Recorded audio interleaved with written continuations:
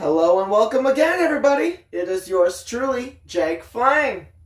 And yes, as I am filming this, it is now December. Not gonna lie, I was gonna maybe do a Thanksgiving video, but I got a lot of stuff came up, and let's just be honest. I don't think I would be able to do a Thanksgiving video. I wasn't really sure how that was going to work out. But, hey, at least I'm finally doing a video now. Who knows? Maybe I'll do a Christmas video. You know, if I have the time. If I'm not busy. Because I might be doing stuff then. What? Oh, sorry, continue. No, let's focus on that. What was that? What was what? You laughing. No one. Yes, you were.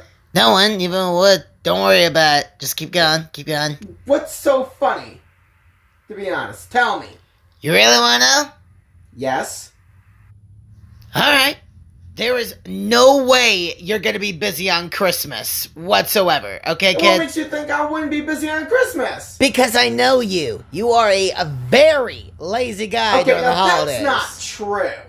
I do lots of stuff on Christmas. Oh, yeah? Okay, name one thing you do on Christmas. I can name at least 20 different things that I do in like at least a couple of hours of Christmas. Jesus, really? Come on, man. I only asked for one. Well, if I needed to say one, I'd say visiting my friends. You're funny. Excuse me?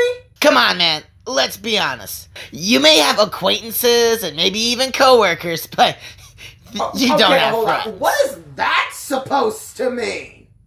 It means what it means. You don't have friends. I do so have friends. Anybody who talks to stuffed animals, of all things, clearly has no life, let alone friends. Wow, really? Really gotta go there? I talk to you as a choice. I choose to conversate with you. Specifically in these videos. Okay? And besides, I've got work most of the time, so it's very rare I get to speak with you. So consider it a blessing I even get to do this. Uh-huh, sure. Okay, can we just get to the story part of this video now, please? I would like to get to that now, thank you. Now, as I was going to say, before you rudely interrupted and started insulting me, so I don't have friends. You're the one who don't have friends. Oh, please. I have friends, okay? I'm a dog. Oh, please. Name one friend you have. Well, you, obviously. That's first. Aww. Thank you. But I don't count. Yeah, what do you mean you don't count? I mean I don't count. I mean, I'm your best friend. But you and I hang out, like, all the time. Well, I mean, when I'm not at work, we hang out practically all the time. Is there really a difference? So, plus you and I have known each other since I was a little kid, so technically our friendship doesn't count. How does any of that make... But don't worry, we'll talk more on that one later. Now, let's get to the whole point of this video, shall we? We are going to continue the Daniel X book. Not gonna lie, I don't think I can recall what happened in the last chapter. If I can recall correctly, there was a barn on fire. There was a barn? Yeah, there was a barn on fire. Everything was up in flames in the last chapter. Oh. Hold on. Burning. Okay, yeah, not gonna lie, that does sound familiar. I think that might have happened in the last chapter. It did. To be honest, I don't watch a lot of my own videos. So, guess we'll figure that out. Okay, I just have to say it now. What?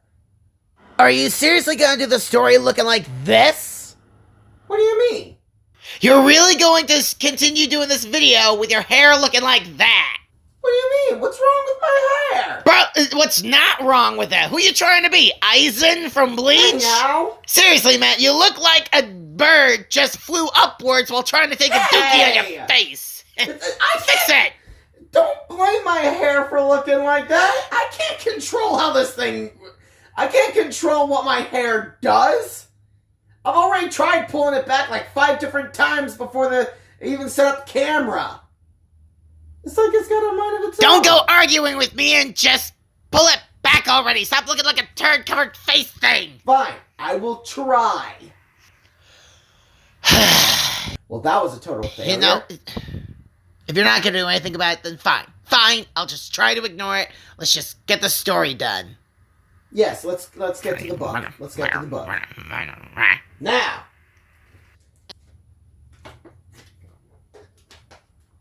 It's time for us to continue reading Daniel X Lights Out by James Patterson and Chris Grabenstein. Honestly, I'm not entirely sure if that's how it's pronounced, but that's what we're going to go with. Good, because it's catchy. I'm keeping it. Alright. Before we begin, make sure you click that like button. And make sure to click on that subscribe button so that you subscribe to my channel. And hit that bell icon so that you're notified of any other videos I upload. So that you don't miss a single thing. Okay? Let us begin. Finally! Thank dog. Chapter 25. Alright. I saw one of Agent Judge's FBI security detail troops leaning up against a burned fence post. Oh, hey, look at that. You were right. It was on fire. See? Told you so. All the IOU guys on Judge's team carried alien weapons that their unit had confiscated in previous firefights with outlaw offlanders. This agent had an RJ-57 tritium-charged bazooka slung over the bloody nub of what used to be his shoulder.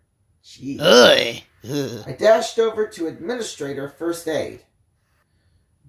Don't worry about me. He grit his teeth against the staggering pain. Agent Judge's daughter, Mel. She's in the house. Go! In a blinding flash, I used my matter manipulation skills to cauterize the agent's wounds and build him a new, stronger arm. Willie had been right. In the thick of battle, pumped up by adrenaline, my powers seldom let me down. Fire kept raining down from the sky as if someone was laying siege to the Judge's horse ranch by launching catapults loaded with barrels of flaming oil. I didn't care. I was stoked and primed for action. I grabbed the wounded man's RJ-57 and raced through chokingly thick clouds of smoke toward the farmhouse, topping my personal best running speed of... Dear God. What? How fast was it? My personal best running speed of 438 miles per hour. Holy dog! I know, right? That is fast. He said he was fast, didn't... Anyway. The rubble soles of my sneakers smelled like tire-burning day at the town dump. Too bad. I could materialize myself a new pair. After I saved Mel. While running at hypersonic speed, I fought against inertia to raise the RJ-57 to my shoulder. The bazooka was powerful enough to punch a peephole through the Hoover Dam. Damn! Wow. It might be strong enough to knock number 1 out of Kentucky and up into Indiana. Because I saw the long, grossly bloated body of the most dangerous alien outlaw on the front porch of the Judge's farmhouse. He'd come crashing out of the door, his head swiveling from side to side, his liquid black eyes bulging out of his small, almost shrunken head. Geez, Nightmare on Elm Street much? I wouldn't say he belongs in Nightmare on Elm Street. He sounds more like that giant grasshopper monster from the Goosebump books. I'm pretty sure that was also a praying mantis. You sure? Pretty sure it was a grasshopper. No, it's been a while since I read the books, but I'm pretty sure. Oh, well, okay. Let's see. The Freakazoid had Mel trapped between his spiked raptor forelegs, holding her kicking feet up off the ground. He fanned out his wings and sent his tangle of slimy red dreadlocks whipping around. "Let go of me, you overgrown insect!" shouted Mel, squirming in the horrid creature's grip. "Silence!" screeched the prayer. "You are mine!" From my vantage point behind some trees, I lowered my weapon. I couldn't take the shot. Not without blasting Mel into oblivion, too. Just then, a white horse came galloping across the pasture, his snowy mane and flanks shimmering in a shaft of warm golden light that seemed to follow him across the open field. It was Xanthos! Racing toward the porch, he let loose a powerful snort, pushing himself to his limits. "No!" shrieked the prayer. "Keep away! I have claimed this one for the darkness!" Number one spewed a jet of gelatinous blue flame out of his mouth. It erupted in a fireball, inches in front of Xanthos' thundering hooves. Still, Xanthos didn't stop. He leaped over the flames and galloped straight for the prayer.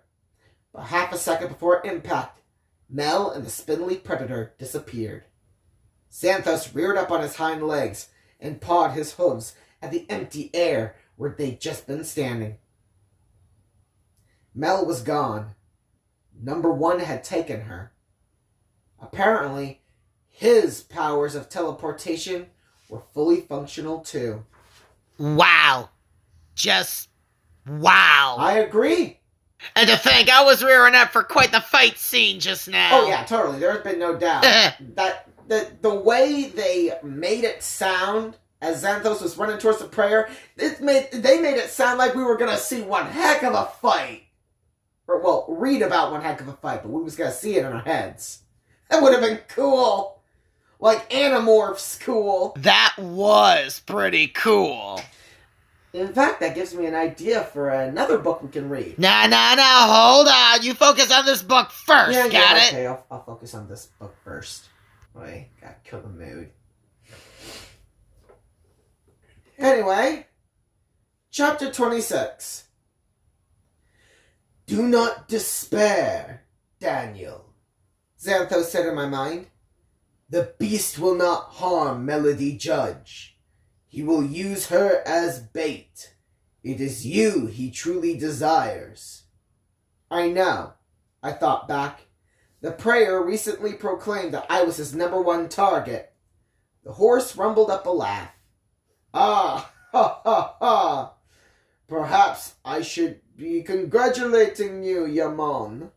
You have become number one's number one. Ah, ha, ha, ha." What? No, please. Really? Well, to be fair, if I recall back in the previous chapters, they did say his voice sounded like it was a Jamaican accent, so.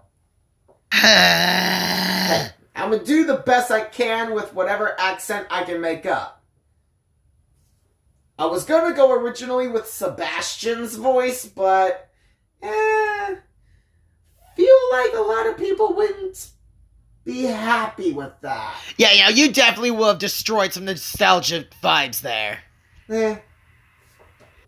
Anyway, quick sidebar. If you ever hear a horse start talking to you with a reggae accent in your head, please, as they say in TV commercials about prescription drugs with side effects that might include nausea, dry mouth, or sudden death, consult your doctor. I, on the other hand, have telepathic conversations with other life forms all the time. Elephants, whales, baby seals, and like I said earlier, Xanthos is actually an alien, not an Arabian stallion. He came to Earth from the far reaches of what astronomers call the Dark Horse Nebula. Boy, did those guys get it wrong. Xanthos was white on white on white. Huh. That's a lot of white. I know. Sort of like a rice sandwich on Wonder Bread with extra mayo and the crust cut off. Ugh. Tell me something, I thought to Xanthos. Certainly, little brother. I will tell you anything, if it is permitted. Number 1, the prayer. He seemed to be afraid of you. Perhaps he fears I would squish him under my hooves. Ah, ha, ha, ha. Come on, I'm being serious.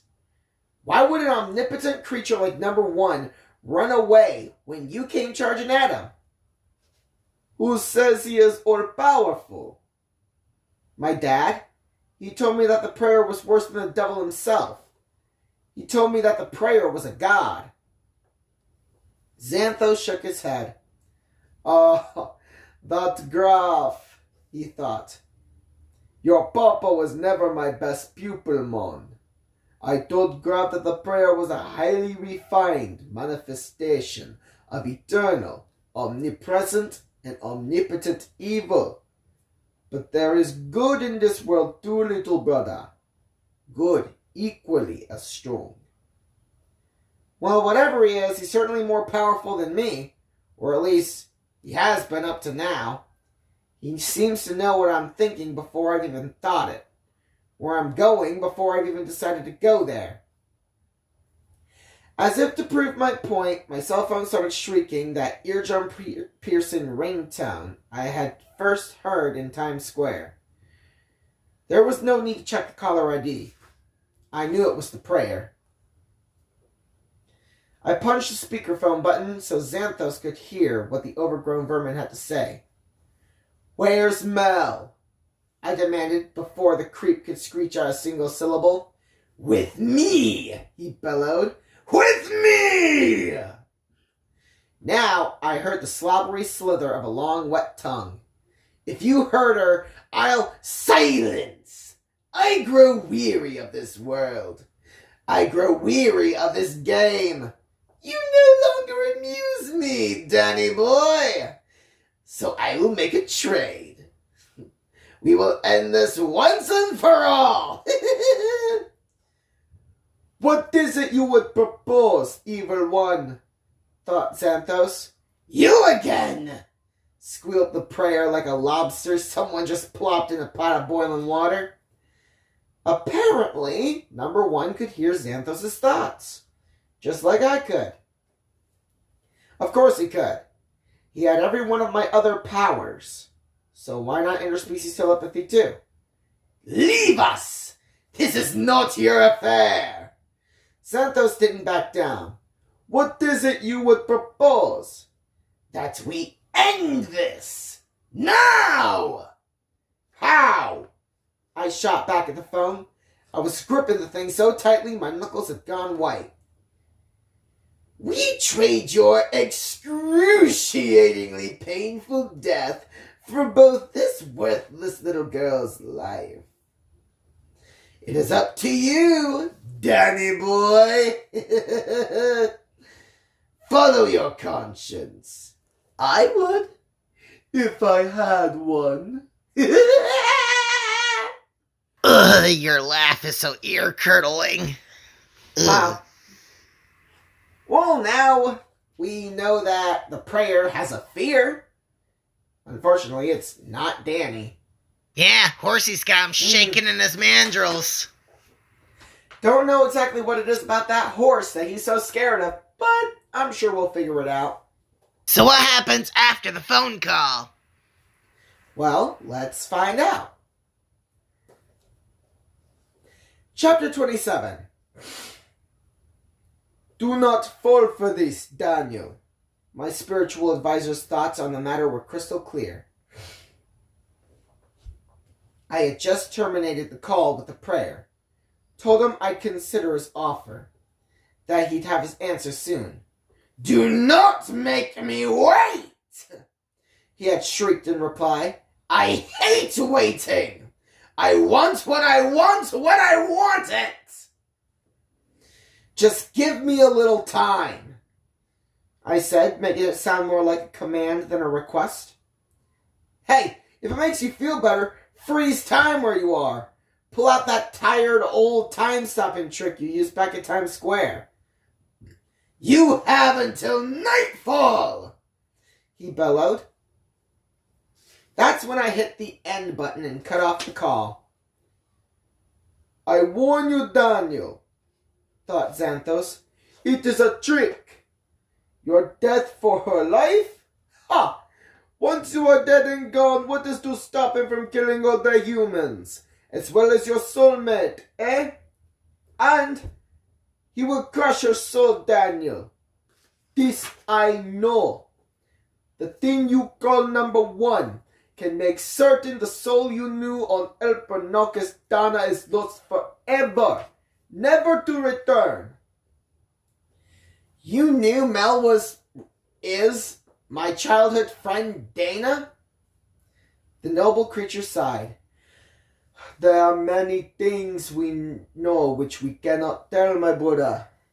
We are advisors, not spies. Well, what if I tell number one that I'll make the exchange? Then, when I get to whatever location he selects for my execution, I turn the tables. I summon up my 4 friends and we lay down the hurt on him. We squash him like a bug on a windshield. And this is your plan? Do you have a better one? Yes. Take care, my Yute. Beware of darkness. For in the darkness it is sometimes difficult to see where the good ends and the evil begins. Do not give sway to the negative way. Okay, it's clear Iroh was his teacher. Oh yeah, Am I right? Totally. No doubt about that. I'm getting some serious Uncle Iroh vibes from this Xanthos guy. I like this dude. It was my turn to sigh. You always say that. Because it is always true, my friend. You cannot hide hate. You cannot fight hate with hate. Or darkness with something darker still. Please. Now I was practically begging. Tell me something I can use. Fine. I will tell you who used to be the prayer's primary target, who has been number 1 on its list since that list was first created. Who? The earth and all its inhabitants. You, my brave little brother, were but an irritant to it, a trifle for it to sport with. But when you would not behave in its hospital, you know about that? Yeah, Mom. Much has been revealed to me. When you would not behave, you became its primary target. I know it knows it must eliminate you before it can destroy the earth. If it does not, you will undoubtedly use your incredibly creative mind to come up with a way to save this planet from certain annihilation in the looming black hole of its creation. Oh yes, I know of this too. How it created the swirling vortex when you ended its amusement by eliminating Abaddon, the beast you called number 2. So Daniel, if you die, Mel and Dana and every other creature living on this planet will die soon after you.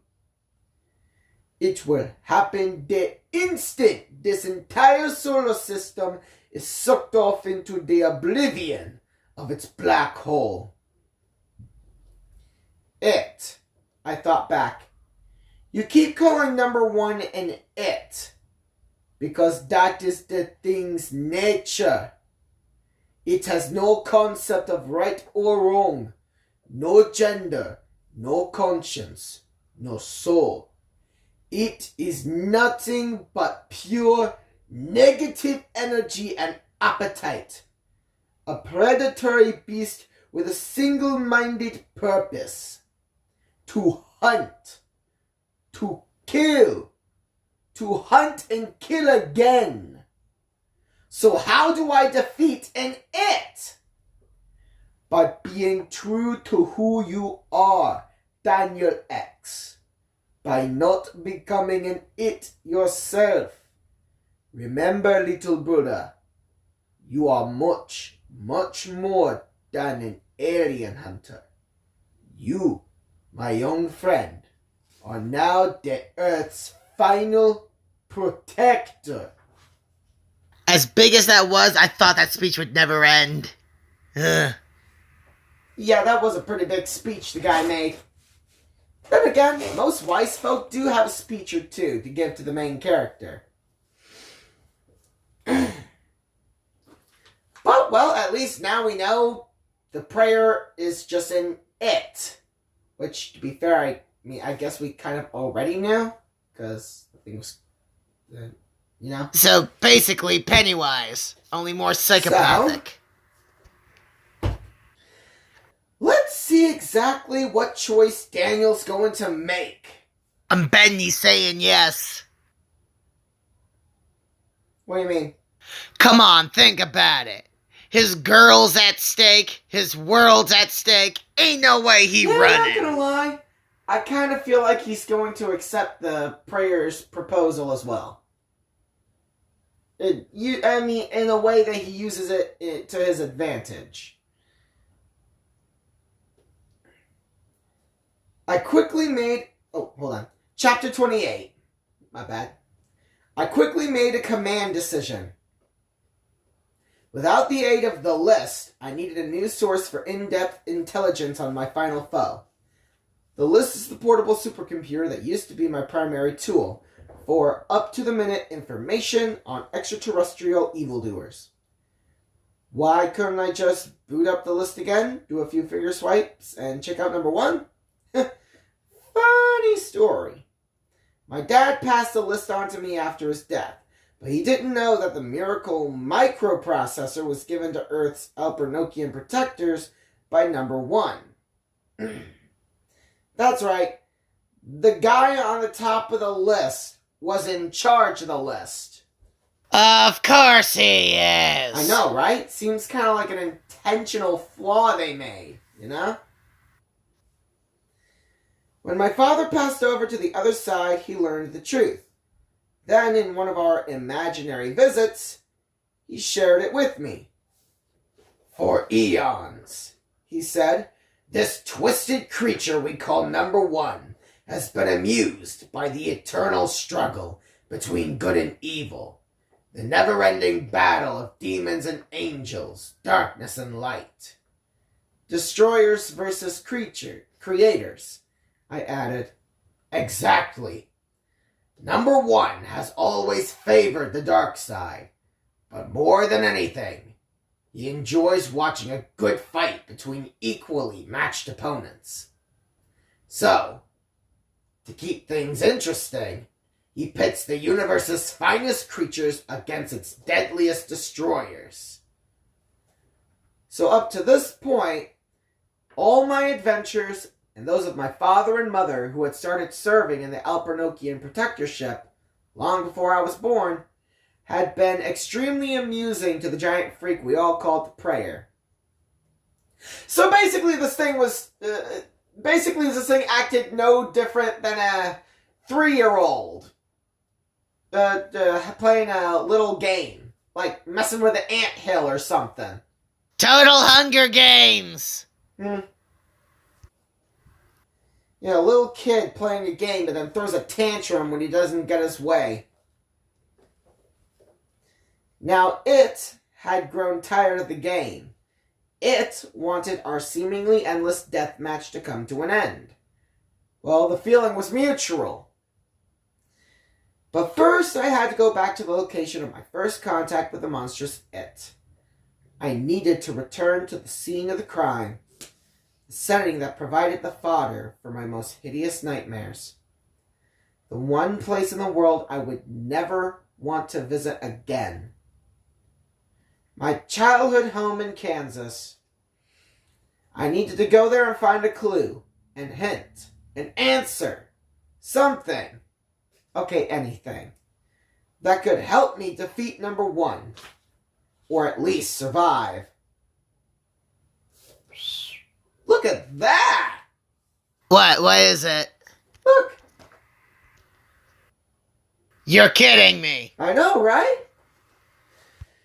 Then again, it's James Patterson, alright. Looks like we've got done with part 1 of the book. Now we're on to part 2. Heading home. Alright, so come on, keep reading. Tell us what happens. I really do want to read on to the next chapter, but But what? let's stop here for now. Are you kidding me? You're ending it, just like that. Well, I mean, yeah, because it's kind of like a cliffhanger. And you know how much people hate that. Yeah, that's a good point. Lots of people hate cliffhangers. But come on. This one, I guarantee, will be good. Oh, please, we both know you can't guarantee dog duty. Okay, I can't exactly promise that because I've never really... This is the first time I've ever really read the book, but come on.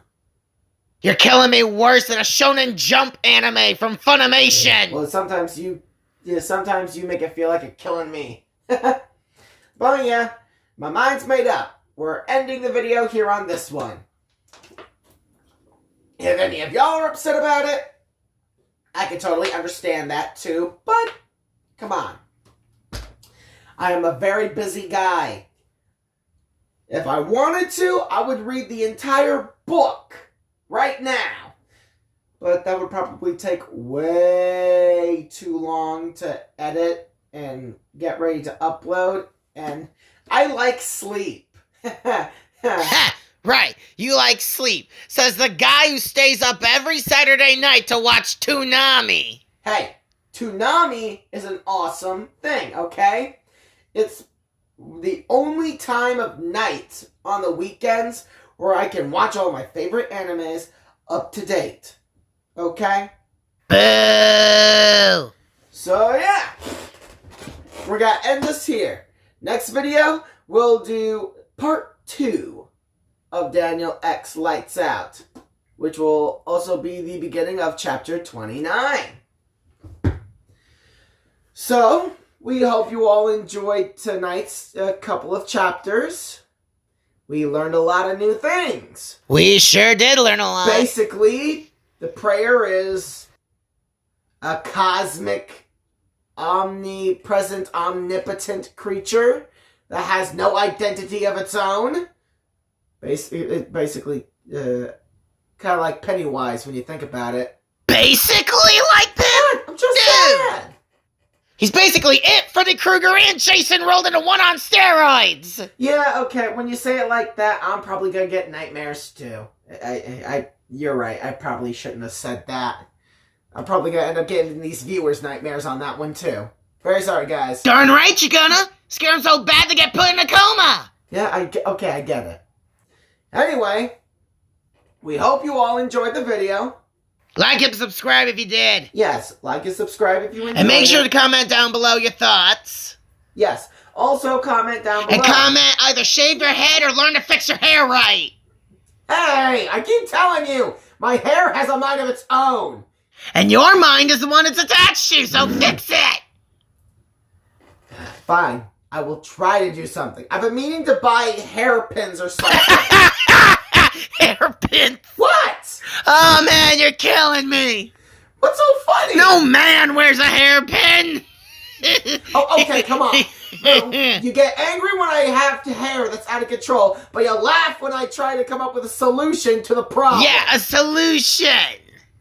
Which clearly that's not. Ugh. I can just never satisfy you, can I? If you didn't like a dog, then you should have gotten yourself a cat.